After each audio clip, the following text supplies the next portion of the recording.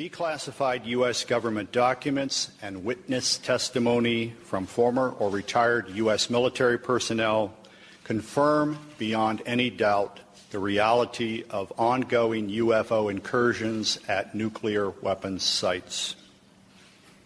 When I say UFO, the witnesses have described these craft as disc-shaped or cylindrical-shaped or spherical.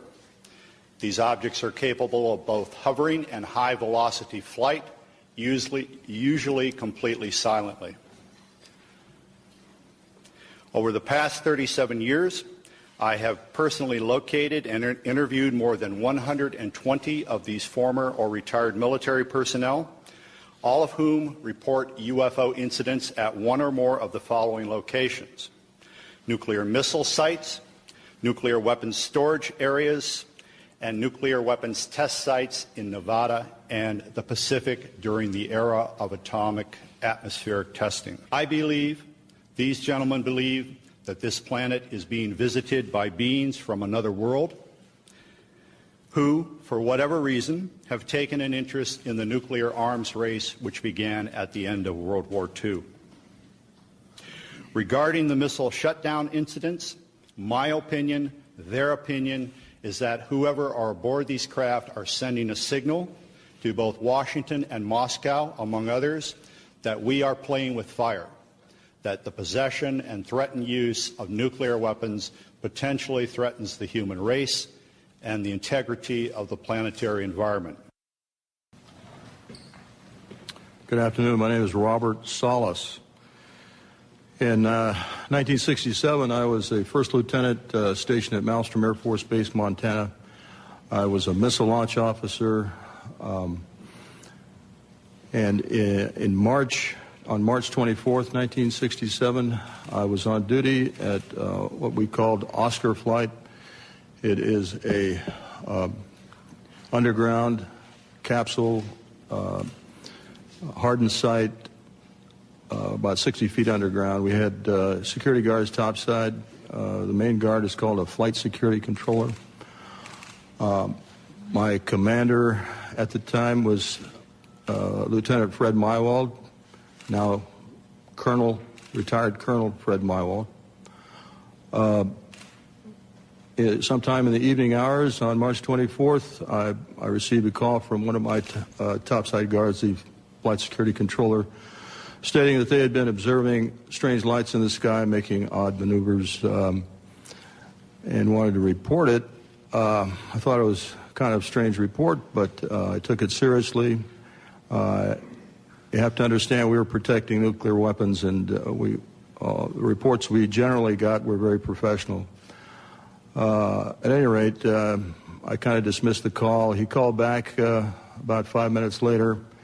This time he was screaming into the phone saying they're looking at an object, a red glowing object hovering just above our front gate. This object was about 30 feet in diameter. He couldn't make out too much of the details of the object, only that it was pulsating, and he had all the guards out there. He was very frightened. Wanted me to give him direction. I think I said something like, make sure nothing comes inside the perimeter fence. He immediately hung the phone up. I went to wake my commander, Fred Mywald, who was taking a rest break, started to tell him about the phone call, and just as I told him, our missiles began going into what's called a no-go condition or unlaunchable. Essentially, they were disabled while this object was still hovering over our site, our launch control facility.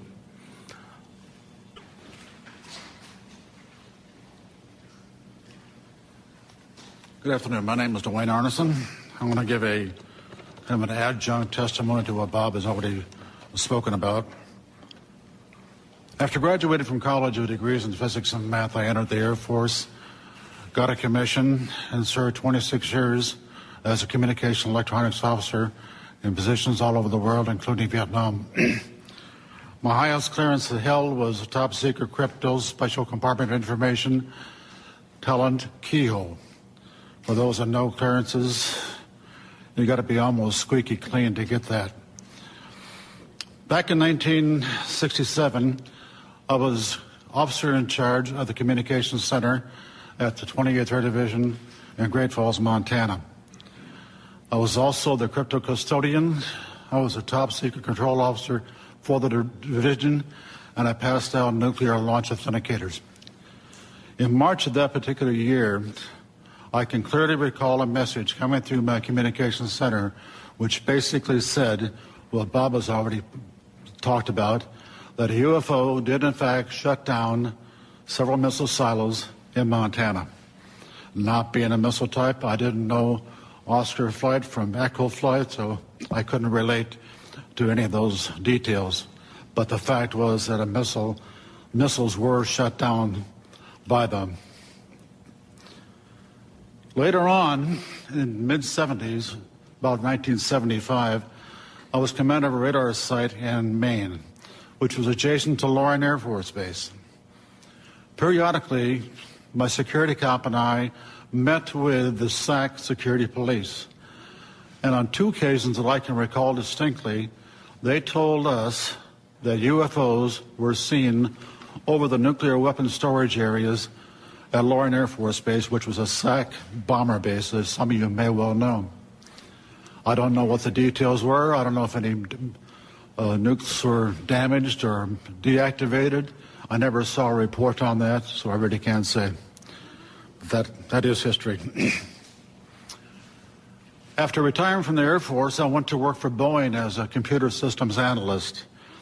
Bob didn't mention this, but one of my first supervisors at Boeing was Robert Kaminsky. He has since passed away. He was the engineer selected by Boeing to go out and investigate the UFOs, the missiles that were shut down.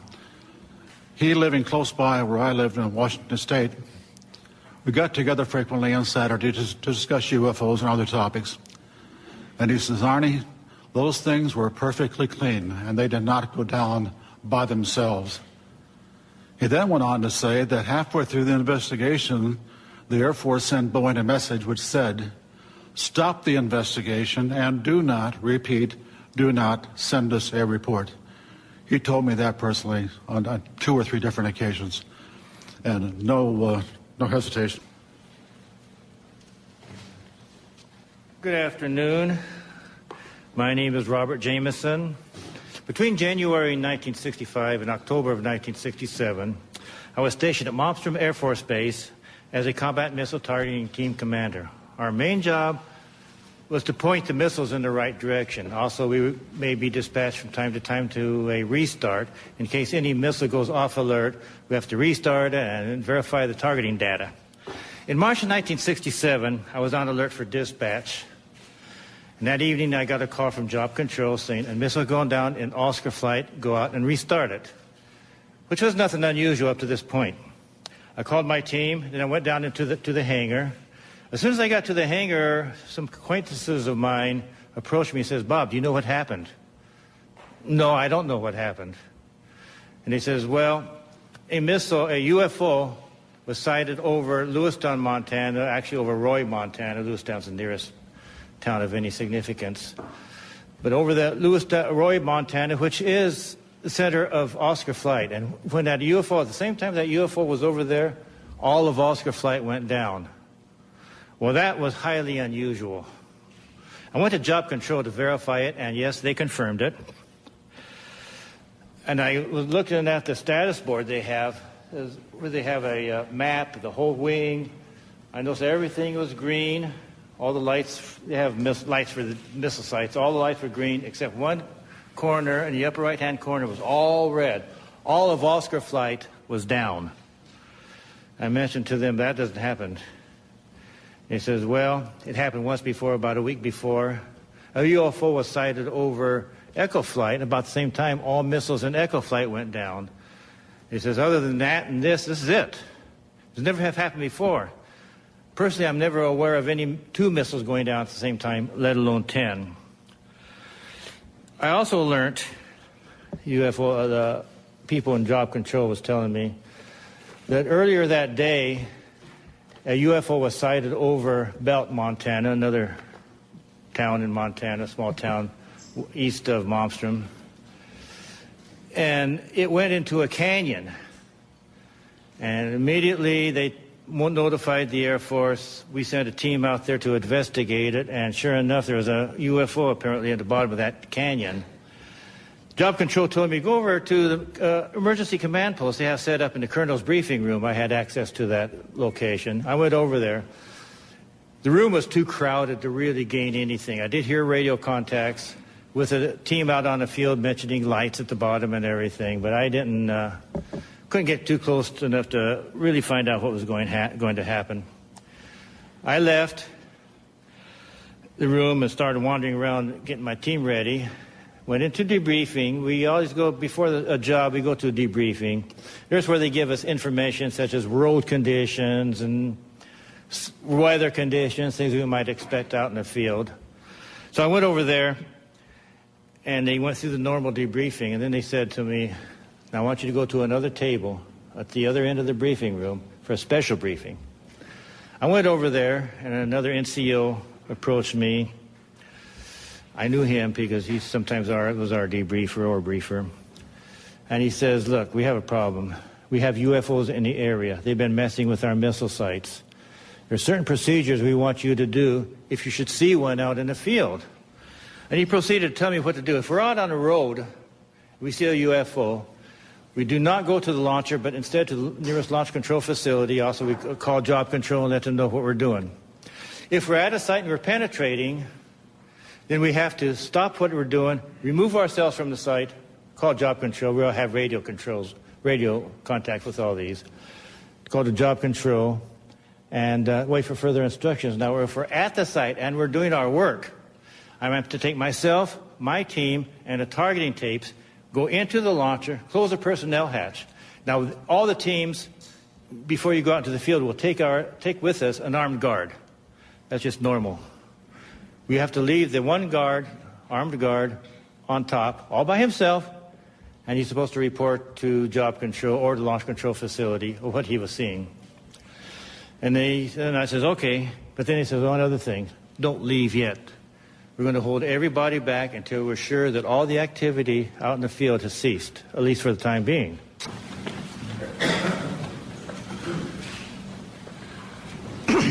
Good afternoon. My name is Charles I. Halt. I retired from the U.S. Air Force in 1991 as a colonel. During my military career, I was base commander of 2 large installations, and at the time of my retirement, I was in the Department of Defense Inspector General's office with total inspection oversight of all services and all service agencies. In 1980, I was reassigned from the Pentagon to RAF Bentwaters as a deputy base commander. At that time, Bentwaters was one of the largest tactical fighter wings in the world. We had the 2 base complex, Woodbridge and Bentwaters in England, and 4 FOLs in Germany, and 2 additional standby bases. In December 1980, early in the morning, several of our security policemen discovered strange lights in the forest in East Anglia, just outside the back gate of RAF Woodbridge. 3 patrolmen, Sergeant Peniston, Airman Burrows, and Airman Cabana-Sack, actually were dispatched into the forest and approached a craft. They reported it being triangular, approximately 3 meters on a side, dark metallic in appearance with strange markings. They observed it for a period of time, and it very quickly and silently vanished at high speed. Initially, I was not aware of all the details. I was only told of strange lights, and I was sure there was a logical explanation. 2 nights later, at the family Christmas party, we were interrupted. The on-duty flight commander for the security police squadron, Lieutenant Bruce England, came and approached the base commander and I. He was white as a sheet. He said, "It's back." We said, "What's back?" He said, "The UFO." Well, we still were, I should say, non-believers at that point. Since my boss had to do the presentations, I was tasked, unfortunately, to investigate. So I went home and changed clothes. I really expected to find a logical explanation. I took several security policemen with me, a disaster preparedness NCO who took an APN-27, a Geiger counter, and a camera. I also had my small cassette recorder I carried everywhere when I was on duty. I was taken to the supposed site. We found indentations approximately 1.5 inches deep, approximately 6 to 8 feet on a side, and radiation of 8 to 9 times normal background radiation. Not enough to be dangerous to somebody, but significant. We also found broken branches on the trees. While we were milling around trying to make sense of the whole thing, one of the individuals with me suddenly spotted something. Off through the forest was a bright, glowing object. The best way I can describe it, it looked like an eye. It was bright red with a dark center. It appeared to be winking. It would sort of wink. It was shedding something like molten metal. It was dripping off it. It silently moved through the trees, avoiding any contact. It bobbed up and down, and at one point it actually approached us. We tried to get closer. It receded out into the field, beyond the forest, and silently exploded into 5 white objects. Gone. So we went out into the field looking for any evidence, because something had apparently been falling off it, and we found nothing. But while we were searching around in the field, one of the people with me noticed some objects in the sky to the north. There were 3 or 4 objects in the north, brightly colored, changing from elliptical to round, and moving at very high speed and sharp angular movements as though they were doing a grid search. While we were watching them, somebody else noticed to the south there were 2 objects just sort of hovering in the sky. One object approached us at very high speed, best guess is 3,000 to 5,000 feet, somewhere in that neighborhood, stopped directly overhead and sent down a concentrated beam at our feet. It was about 1 foot in diameter. The best way I can equate it is sort of a laser beam. We stood there in awe. Was this a warning? Was this an attempt to communicate? Was this a weapon or just a probe? Just as suddenly as it appeared, click, it disappeared. We stood there, really concerned. About that time, we noticed the other object to the south was sending down beams, about a mile and a half away over Woodbridge Base. We had 3 different radios with us, the police radio, the security police radio, and I had the command net. All 3 radios were functional, and we were talking to control centers. They were constantly breaking up, and we had great difficulties communicating, but we were able to discern that on the police and security net that some of those beams were either falling into or near the weapons storage area, and there's a great deal of concern. Well, good afternoon, ladies and gentlemen. My name is Patrick McDonough, and I'm here today to relate an experience that happened to me in September of 1966. It's 44 years ago, but that experience was so significant, it was basically burned in my memory. I haven't forgotten about it at all. But I am getting older, and I did want to put this experience and relate it on the record. A little background on me: I had enlisted in the Air Force in Berkeley, California in first week of November 1962. At the onset of the Cuban Missile Crisis it was going. I felt patriotic.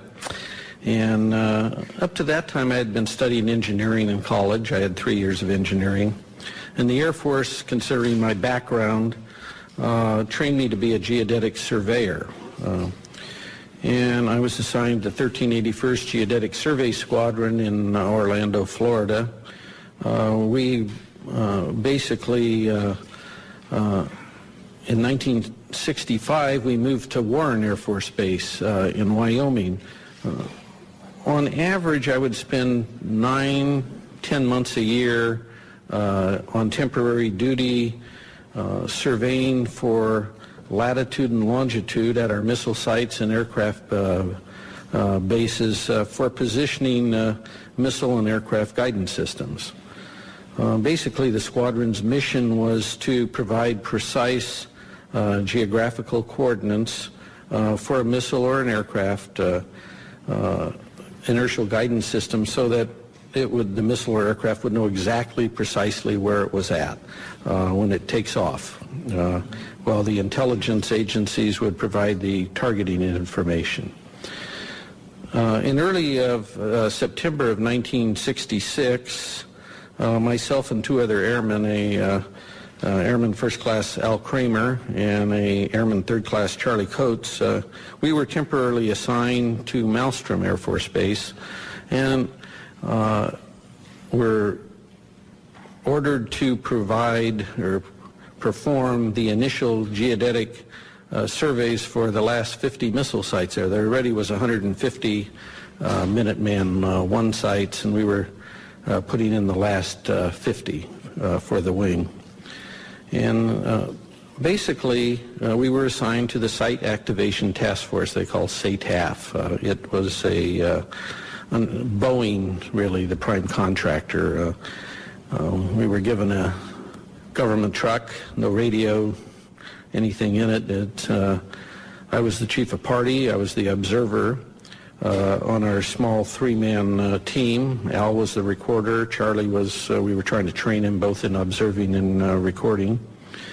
We normally would arrive at a missile site at about in early evening. We'd set up our instruments, and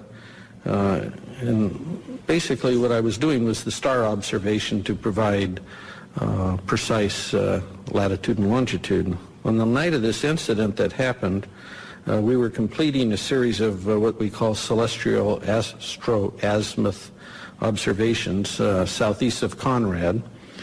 And I was doing the observing, Al was recording, and Charlie was assisting Al with the chronometer on the time hacks as I tipped on Polaris.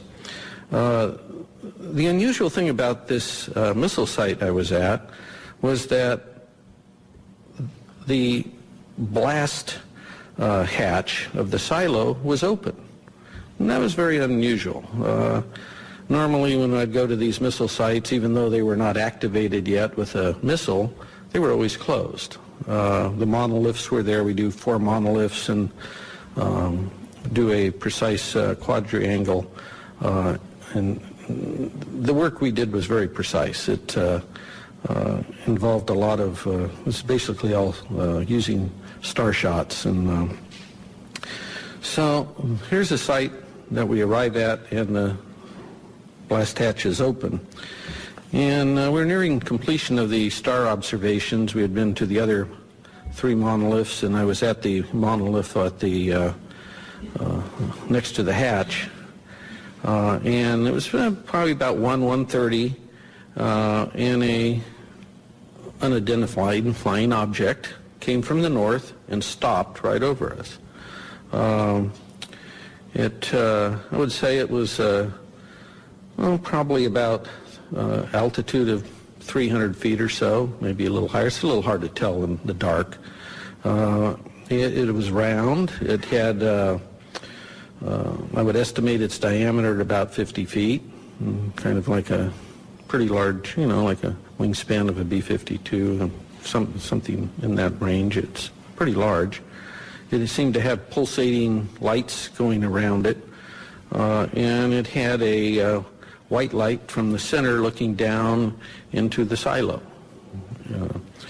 There was no wind, there was no noise. Still only stayed there maybe 20, 30 seconds at most.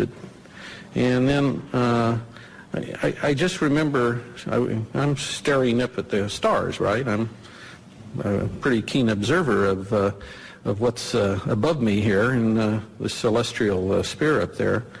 And I just said to myself, what if this thing beams us up and takes us off to some distant place and never return to Earth again? I mean, this is going through my head here while this thing's above me. And then from this dead stop, it shoots off to the east, just like now you see it, now you don't. It just, phew. So after this UFO departs, I grabbed my instrument and jumped in the truck behind the steering wheel, and off we went. And we weren't about to be there if it came back. We didn't have guards with us because there was no missile. We didn't have a radio because we're not really in contact with the Air Force Base. I don't know any of this other stuff is even going on, to be honest with you. I mean, we're just kind of out there on our own doing these sites and mailing our material back. It was wasn't even aware there was a UFO problem per se. So it went to another LF. The SAT team had to come back for gas. Then it said it had car trouble. It could only go 5 miles an hour. So long story short, after several, about an hour and a half, The flight security controller said he could see it over another launch facility still down the road. And then he said it suddenly and silently just went away up to a star size and then disappeared. So that was it. It was an exciting rest of the tour. The next day we were relieved by another crew to go back home. And I went upstairs, and the FSC is lying like in a chair in almost a fetal position. And I talked to him, and he was scared. He said, I can't sleep. I can't get that thing out of my mind. And I said, what the heck was with the SAT team? He said, both my deputy and I were prior service, so we got along well with the enlisted guys. So I said, if you promise not to tell anybody, they told me they were not going to go to any LF with that thing over it. No direct orders, no nothing, and in fact, they never left the launch control facility. We picked up the Quebec team on the way back, the Quebec crew, because Quebec was on the way to Romeo, and SAC liked to save a little gas, so we road share. And they told us that earlier that evening, they had the same sort of thing flying over several of their launch facilities. And I said, what happened? You reported it. And they said, are you crazy? We didn't report it. We're not going to report it. I said, well, I did. He said, well, if you tell them about us, we're going to say it never happened. So we went back home. I reported to my squadron commander. The next few, we always have departure meetings when you go out for alert. The next several departure meetings, we had an unusual visitor. We had an officer in a uniform telling us that you may have heard rumors about this. It didn't happen. It's top secret. And I wanted to stand up and say, which is it? Didn't it happen, or is it top secret? So that's my event. I think Mr. Salas could back.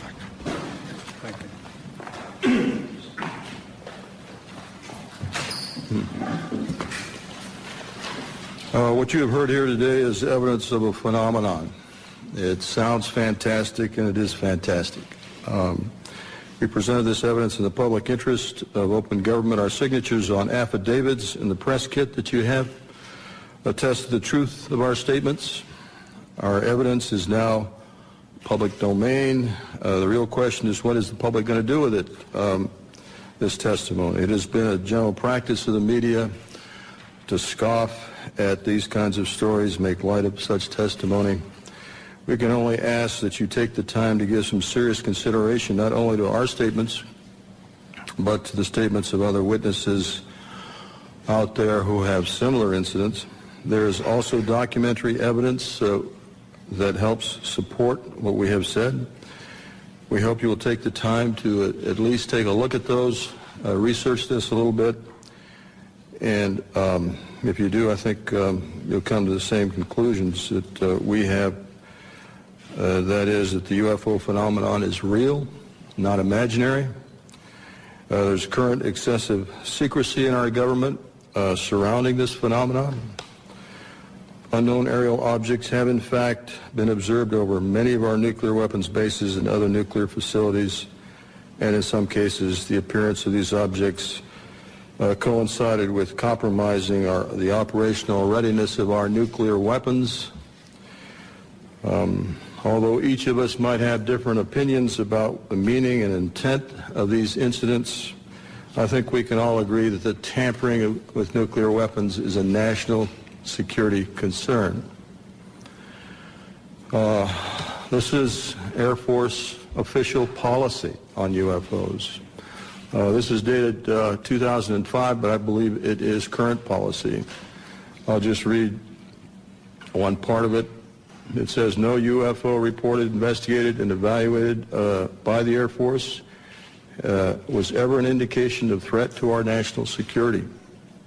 That is clearly misleading. It is false based on our testimonies.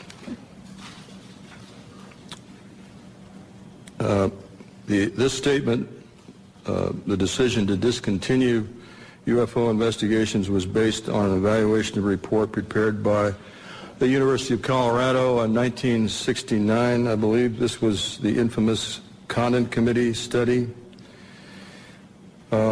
There was substantial evidence to show that study was superficial and biased. In particular, the Echo and Oscar incidents I spoke about were never investigated by the Conduct Committee, even though their principal investigator was well aware of these incidents. Obviously, the testimony given here today conflicts directly with that Air Force policy statement. We ask that our government answer to the public about the obvious discrepancy between our testimony and that of the current statement. Indeed, we demand an answer based on the foundation of our democracy that says, and I want to paraphrase Franklin Delano Roosevelt, President Roosevelt, the people should be strong enough and well enough informed to maintain the sovereign control over its government. Finally, I want to say, I think I speak for every one of us here, I have the utmost respect for all the men and women in the U.S. Air Force. I graduated from the Air Force Academy. I thoroughly enjoyed being a part of the Air Force, and I was honored to serve my country in that way. Our disagreement and challenge to the Air Force has nothing to do with the people of the Air Force. It has to do with official Air Force policy. And I think they are deliberately withholding the facts, not just in what you've heard here, but continuously since 1969. And by doing so, they're not allowing the people of this country to engage in the decisions regarding events that are clearly national security issues and concern to all of us. We're simply asking for the truth. Thank you for your attention.